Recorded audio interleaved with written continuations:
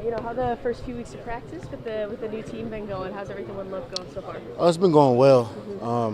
We got a lot of new players, so they're taking in a lot just with the new information and plays like that. But everybody's been going well. We're ready to play somebody else besides ourselves, but we know it comes with a process, so we're good. When you talk about, I think it's 20 days and some change from the start of the season. What's the excitement level? Does it start to ramp up right now? Like we're gonna get to see someone else? Yeah, it's pretty exciting, especially with the success of the football team. We're just being a sports school and everything like that. We're just excited for the fans to come out, and as much of the work we're putting in, we're excited to play.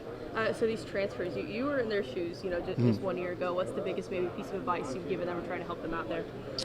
I would just tell them be patient. I know it may be their last year, but just be patient and stay in the moment and just learn what Coach Gage is trying to teach us and the coaching staff. So I would say just stay in the moment and weather the storm.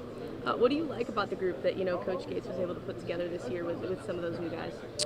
I say we're all really good guys. No egos really, and we like sharing the ball with each other, and we like to feed off each other's success.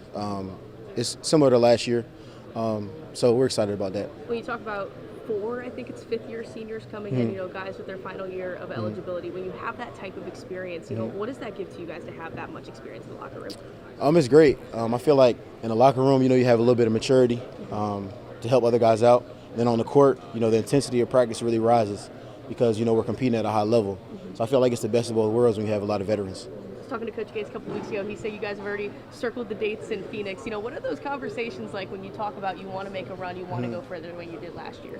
We talk about standards over feelings a lot. So whatever our team standards are, we stick with it. And regardless of what's going on, we make sure we're going above those standards when we're practicing or working out. Yeah, I was talking to Noah over there, and he was saying, even with the success you guys had last season, still some people that maybe don't quite believe in what Mizzou basketball can do, when you look at other newspapers and stuff like that. Do you guys ever use that as fuel or motivation? Most definitely. I don't mean to repeat it too much, but, we take everything as motivation, and, we're just ready to prove everybody wrong, so we're glad we can do that for another year.